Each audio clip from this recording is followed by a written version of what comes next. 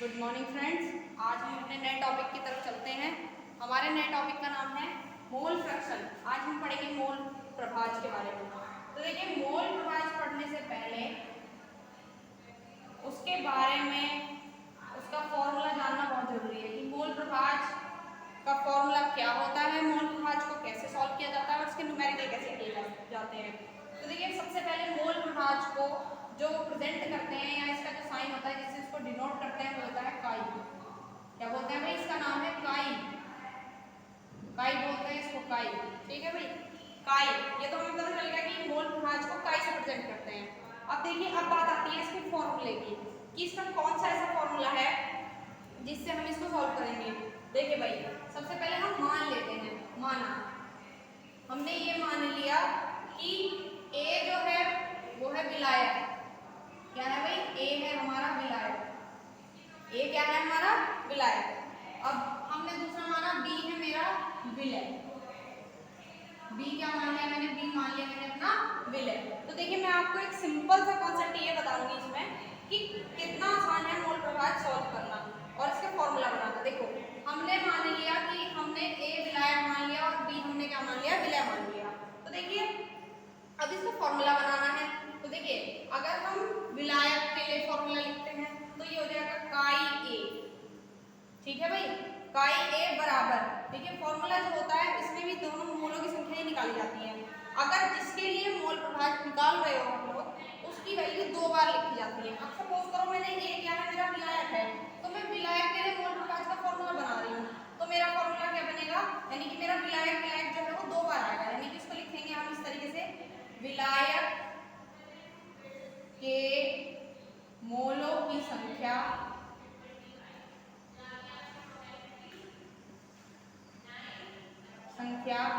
Upon में एक बार फिर विलायक का आएगा, विलायक के मोलों की संख्या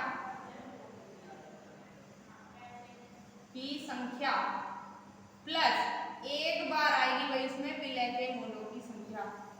विलय के मोलों की संख्या आया भाई समझ में आप सभी को? मेरा कहने का मतलब ये है कि अगर मोल प्रभाज तुम जिसके लिए भी निकाल रहे हो, अगर चाहे वो विलय के लिए निकाल रहे हो चाहे आप उसको विलायक के लिए निकाल रहे हो, तो उसमें एक ही बात ध्यान रखनी है कि जिसके लिए मोल प्रभाज निकालते हैं उसको दो बार करते हैं। अगर मैंने निकाला ए मेरा विलायक है तो मैं विलायक के लिए निकाल रही हूँ मोल प्रभाज, तो मैंने क्या करा? विलायक को दो बार लिखा, विलायक के मोलों की संख्या अपॉन विलायक के मोलों की संख्या प्लस में आ गया विलय के मोलों की संख्या। आया आप सभी को समझ में? अब इसी तरीके से अब इसका फॉर्मूला बनाते हैं। काई ए बराबर, हमेशा मोलों की संख्या जो होती है, सिर्फ मोलों की संख्या वो होती है n। क्या होती है भाई? सिर्फ n होती है।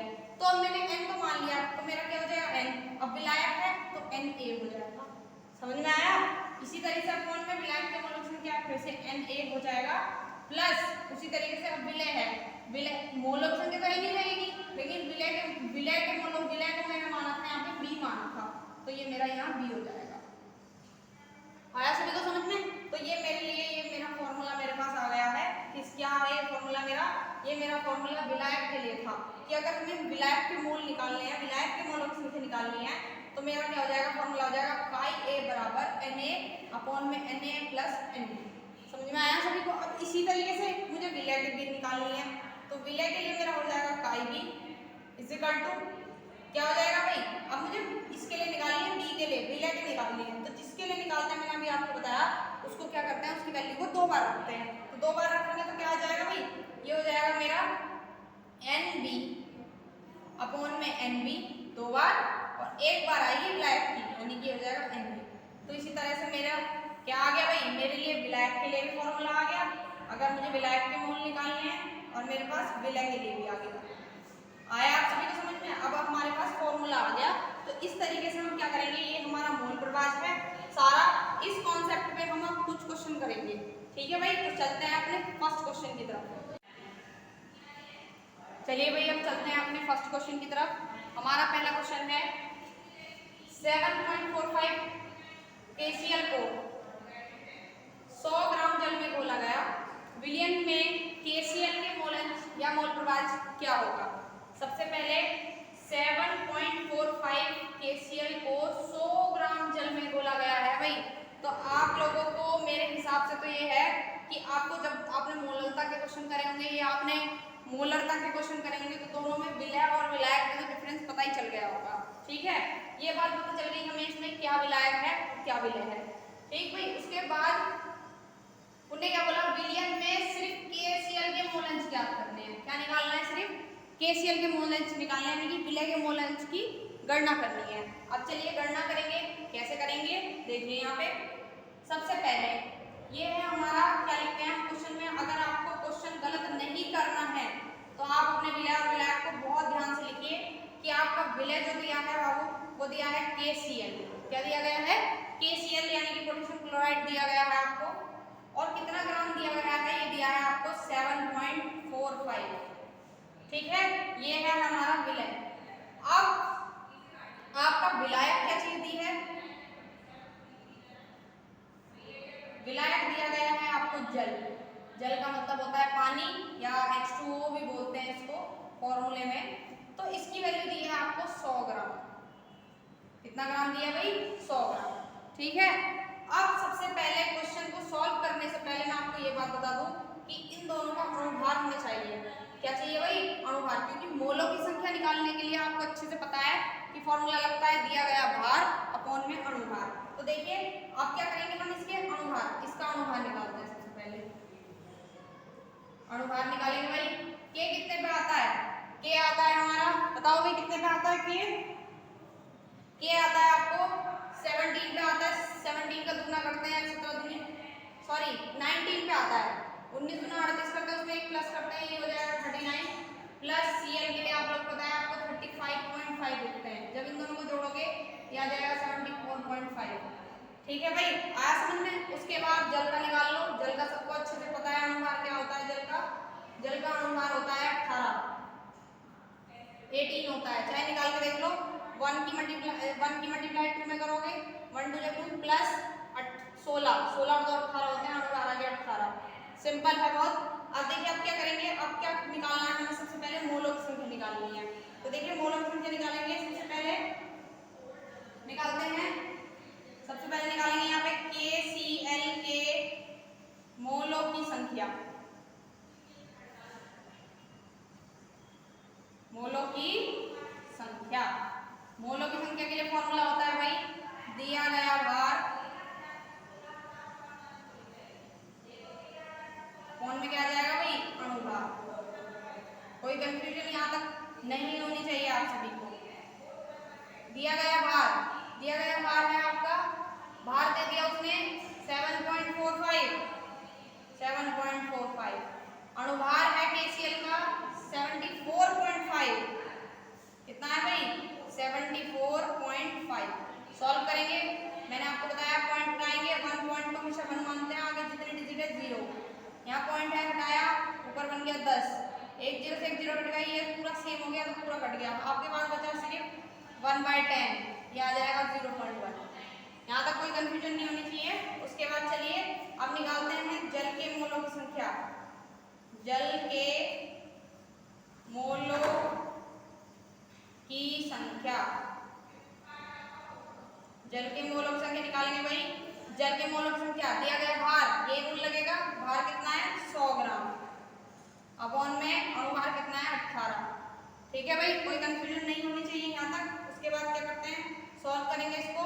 2 × 18, 2 × 5 10, और क्या काटना भाई, नहीं कटेगा, डिवाइड कर लो सीधा।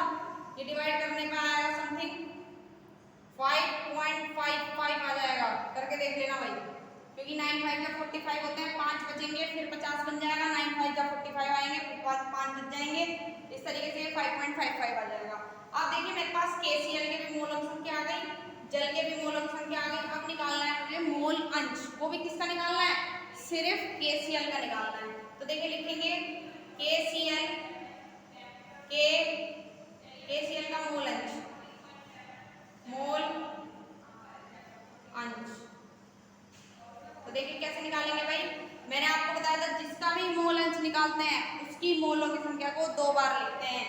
तो बताइए KCl का निकाल रहे हैं तो KCl की मोलों की संख्या ये रही ना, तो ये 0.1 अपॉन में फिर से 0.1 आ जाएगी, क्योंकि 2 बार लिखेंगे, जिसके मोलों की संख्या निकालेंगे उसको 2 बार रखेंगे। तो देखिए यह आ जाएगा 0.1 अपॉन में 0.1 प्लस में एक बार विलय, एक बार दूसरे की आएगी जो चीज की नहीं पूछी, यानी कि विलय, विलायक की आएगी एक बार, क्या जाएगी 5.55। आया समझ में सभी को? बहुत इजी है, कुछ भी नहीं है इसमें। अब जोड़ लो इनको भाई, ये हो जाएगा 1, इसको जोड़ो, ये पॉइंट इसके बाद जुड़ेगा, यानी कि ये हो जाएगा 5.65। ठीक है, चाहे आंसर यही छोड़ दो, ये भी गलत नहीं है, लेकिन अगर आपको डिवाइड करना है तो डिवाइड करके आ जाएगा आपका 0.17 आंसर। ये बिल्कुल सही आंसर है। तो आई होप कि आप लोगों को ये क्वेश्चन समझ में आया होगा। एक बार और देख लो भाई। सबसे पहले विलय रखना है, विलय देखना है अपना कितना था, इतना, उसका अनुभार चाहिए। फिर विलायक था, विलायक का अनुभार चाहिए, ये रहा। सबसे पहले फिर इनके मोलों की संख्या निकालनी है। KCl के मोलों की संख्या निकाली, जल के मोलों की संख्या निकाली, जिसका मोल अंश निकालते हैं उसकी वैल्यू को 2 बार रखते हैं। तो 2 बार रखी है ना, 0.1 अपॉन में 0.1 और प्लस में एक बार विलायक की जो जिसकी नहीं बोली निकालने के लिए। तो इसी तरीके से सॉल्व हो गया। आई होप समझ में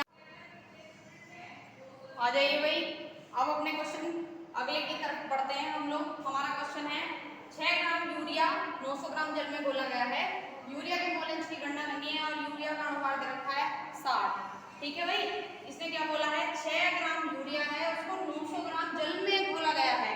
तो जाहिर सी बात है आपको इसमें विलय और विलायक तो पता चल गया होगा। तो देखिए, लिखिए विलय, विलय है हमारा 6 ग्राम। ठीक है, दूसरा है, और वो है क्या भाई, यूरिया। और अच्छी बात यह है कि इसका अनुभार भी दे रखा है इन्होंने, हमें निकालने की जरूरत नहीं है, अनुभार दे दिया उन्होंने 60। ठीक, उसके बाद विलायक, विलायक है भाई हमारा जल, पानी, और वो दिया कितना है 900 ग्राम। और इसका आपको अनुभार भी पता है भाई, हमने अभी पिछले क्वेश्चन में भी कराया और भी कई क्वेश्चन में पता है हमें कि जल का अनुभार 18 होता है। अब सबसे पहले, जैसे कि हमने अभी पिछले क्वेश्चन में करा, क्या करेंगे, सबसे पहले दोनों की मोलों की संख्या निकालेंगे। तो देखिए मोलों की संख्या निकालेंगे, कैसे निकालेंगे, यहाँ लिखेंगे सबसे पहले यूरिया के मोलों की संख्या। किसके, यूरिया के मोलों की संख्या, मोलों की संख्या बराबर दिया गया भार, दिया गया भार अपॉन में आ जाएगा अनुभार। ठीक है, अब दिया गया भार कितना दे रखा है हमें, यूरिया का भार दे रखा है भाई हमें 6 ग्राम, अपॉन में अनुभार कितना दे दिया भाई 60। सॉल्व कर लो, 6 कम 6 6 दाम 60 होते हैं, 1/10 यानी कि ये आ गया 0.1। इसमें कोई कंफ्यूजन नहीं होनी चाहिए। दूसरा है विलायक, जल का, जल का निकालेंगे, जल का अनुभार, सॉरी जल के मोलों की संख्या निकालेंगे भाई, जल के मोलों की संख्या, क्या है हमारा जल के मोलों की संख्या, इसमें भी दिया गया भार, जल का भार दे रखा है 900 ग्राम, अपॉन में आ जाएगा 18, 18 पंजे 90 होते हैं, यानी कि 50 आ गया सीधा सीधा। अब किसके मोल अंश निकालने हैं भाई, मोल अंश निकालने हैं, यूरिया का मोल अंश निकालना है हमें। किसका निकालना है, यूरिया का। तो देखो भाई निकालेंगे यूरिया का मोल अंश, यूरिया के मोल अंश। मैंने आपको अभी पिछले क्वेश्चन में भी बताया है कि जिसका मोल अंश निकालना है उसको 2 बार लिखना है। यूरिया की वैल्यू कितनी आई थी भाई, 0.1, एक बार फिर आएगा 0.1, प्लस में आएगा हमारा 50। सॉल्व कर लो भाई, क्या आ जाएगा हमारा 1, 0.1 अपॉन में आ जाएगा, जोड़ लो भाई 50 में 0.1 जोड़ोगे तो कितना आएगा 1.05, ये इस तरीके से आ जाएगा 50.1 आ जाएगा। पॉइंट से पॉइंट कटा, ये आ गया 1/501। चाहे तो आंसर नहीं छोड़ दो, अदरवाइज आपको डिवाइड करना है तो डिवाइड भी कर सकते हैं, डिवाइड करके आएगा 0.0019, ये आपका सही आंसर। चलिए भाई अब चलते हैं अपने क्वेश्चन नंबर 3 की ओर। ये हमारा तीसरा क्वेश्चन है। देखिए भाई, जितने भी क्वेश्चन आपको कराए जा रहे हैं वो सब इतने इंपॉर्टेंट हैं कि वो एग्जाम में आने ही आने हैं। तो आप वीडियो को ढंग से देखिए, उसकी प्रैक्टिस कीजिए कई बार। तो चलिए अपने क्वेश्चन की ओर बढ़ते हैं। अब आता है हमारा क्वेश्चन ये है कि एथिल अल्कोहल जल के मिश्रण में द्रव्यमान की दृष्टि से 54% जल है। इस मिश्रण में एथिल अल्कोहल का मोलंश क्या होगा?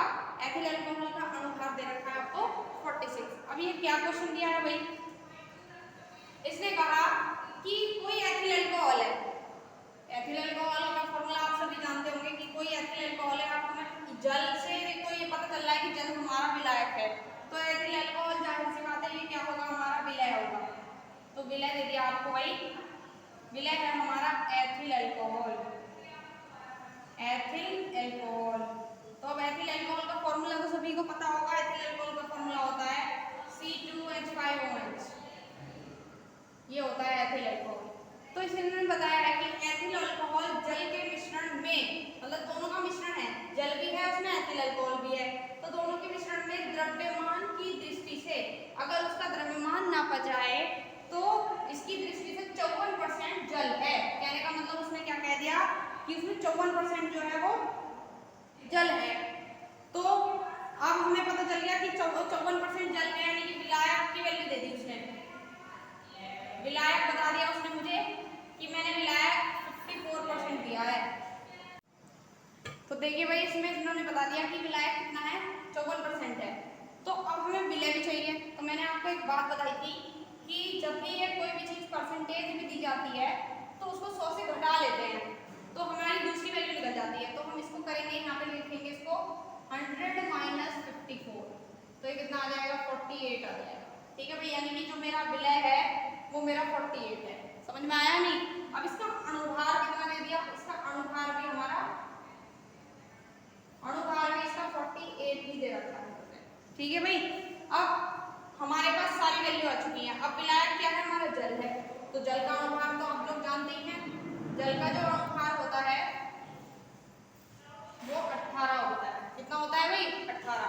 तो देखिए आप निकालते हैं मौलिक संख्या। सबसे पहले निकालेंगे एथिल अल्कोहल। एथिल अल्कोहल के मोलों की संख्या, के मोलों की संख्या निकालेंगे भाई। तो क्या होगा फॉर्मूला? दिया गया भार अपॉन में क्या आ जाएगा भाई? अणुभार। भार कितना दे रखा है हमें? एथिल अल्कोहल का भार आ गया हमारा 48 और अणुभार भी है हमारा 48। काट दो, क्या आएगा? 1। उसके बाद निकालेंगे जल के मोलों की संख्या। जल के मोलों की संख्या सेम वही दिया गया भार, कौन सा अणुभार दिया गया? भार है मेरे पास 54 और नीचे दे दिया 18। 18 3 54 होते हैं, तो ये हो जाएगा 3। कितना हो गया भाई? 3। अब सिंपल है, मुझे क्या निकालना है? मुझे एथिल अल्कोहल के मोलंश निकालने हैं। किसका मोलंश निकालना है? एथिल अल्कोहल का। तो आपको ये बात अच्छे से पता है कि जिसके मोलंश निकालते हैं, मुझे निकालना है एथिल अल्कोहल का मोल निकालना है, के मोलंश। तो फॉर्मूला होता है भाई, जिसके मोलंश निकालने होते हैं उसको 2 बार लिखते हैं। एथिल अल्कोहल का मोलंश है 1, मोलों की संख्या 1 है, यहाँ भी एक बार फिर 1 आएगा, 3 आएगा। जोड़ने पे कितना आ जाएगा? 1/3 और 1 कितने होते हैं? 4। डिवाइड कर लो 0 पॉइंट, आई थिंक 4 दूना 8, 0.25 आएगा। यही हमारा सही आंसर है 450। अब देखिए चलते हैं अपने अगले क्वेश्चन की तरफ। 450 ग्राम जल में एसीटोन के 5.8 ग्राम घोले गए विलयन में जल तथा एसीटोन का मोलंश ज्ञात करना है। एसीटोन का अणुभार 58 है। अब देखो भाई क्वेश्चन तो ठीक है, हमारे समझ में भी आया है कि 450 ग्राम जल है, कोई पानी है, विलायक है, में एसीटोन के, एसीटोन जो है के 5.8 ग्राम घोले गए विलयन में जल की तथा एसीटोन के मोलंश निकालने हैं। अब की बार क्वेश्चन में दोनों के मोलंश पूछे हैं, जल का भी मोलंश पूछा है और एसीटोन का भी मोलंश पूछा है। तो चलिए करते हैं क्वेश्चन। विलय क्या है भाई? विलय, विलय है हमारा एसीटोन। कितना कितना है 5.8 ग्राम। इसका अणुभार इन्होंने दे दिया, अणुभार है भाई 58। ठीक, उसके बाद विलायक, विलायक है हमारा जल, कितना दिया है 450 ग्राम। अणुभार है 18। यहाँ तक कोई कंफ्यूजन नहीं होनी चाहिए। अब इन दोनों के क्या करेंगे, दोनों के मोलों की संख्या निकालेंगे भाई। तो यहाँ लिखेंगे विलय के मोलों की संख्या यानी कि एसीटोन के मोलों की संख्या, एसीटोन के मोलों की संख्या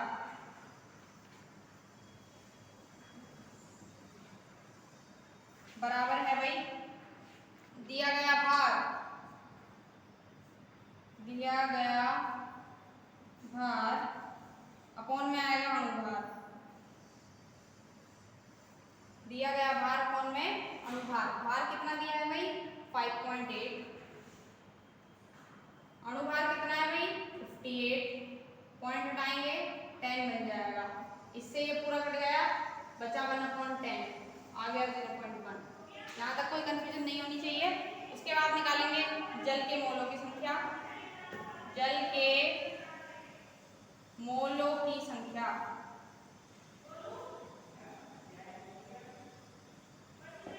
बराबर है जल के दिया गया भार कितना है भाई 450 अपॉन में 18, काट दो भाई, 3 3 18 होते हैं, 3 एकम 3 होते हैं, किधर गया 3 पंजे 15 होते हैं, 0 और कट जाएगा, 3 2 6 होते हैं, 3 पंजे 15 हो गए, 0 की 0, कितना आ गया, ये आ गया 25।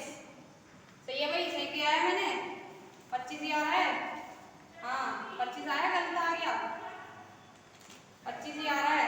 एक बार और चेक कर लो, 3 6 18 होते हैं, 6 बार में काट दिया, 3 एकम 3 आ गया, 3 एकम 3 में एक इधर चला गया, 3 पंजे 15 हो गया, 0 की 0 आ गई, 3 2 6 होते हैं, 3 2 6 होते हैं और 3 पंजे 15, 0 की 0, 3 25, बिल्कुल ठीक है ये भाई, ठीक है। उसके बाद अब निकालने हैं हमें मोल अंश निकालने हैं। सबसे पहले दोनों के निकालने हैं, अब दोनों के पूछ लिए, विलय के भी पूछ लिए, विलायक के भी पूछ लिए, तो जल का भी निकालना है, एसीटोन का भी निकालना है। तो यहाँ लिखेंगे सबसे पहले जल के मोल अंश। अब मैंने आपको एक बात अच्छे से बताई है, जिसका मोल अंश निकालते हो उसकी वैल्यू को 2 बार लिखते हैं भाई। तो जिस जल के मोलों की संख्या कितनी है 25, तो एक बार और 25 आएगा, प्लस एक बार कितना आएगा 0.1 आएगा भाई। उसके बाद सॉल्व कर लो, 25 अपॉन में 25 में इसको जोड़ो भाई, कितना आएगा, यहाँ जोड़ लो जाओ, 25 0.1 क्या आ जाएगा 1.52, 25.1, हम इसका पॉइंट हटा देंगे, ऊपर 0 बना देंगे, ये हो जाएगा 250 अपॉन में 251। ठीक है भाई, डिवाइड कर लो। अब ये है, यहाँ पे हमें पॉइंट बढ़ाना पड़ेगा, बढ़ाएंगे, चलो इसको यहीं छोड़ दो। अब पहले उसका निकालो, किसका, एसीटोन के मोल अंश निकाल लो, एसीटोन के मोल अंश। तो देखिए एसीटोन कितना है 0.1, 2 बार लिखेंगे, जिसकी वैल्यू, जिसका मोल अंश निकालते हैं उसको 2 बार लिखते हैं, 0.1 फिर आएगा 0.1 और एक बार आ जाएगा हमारा 25।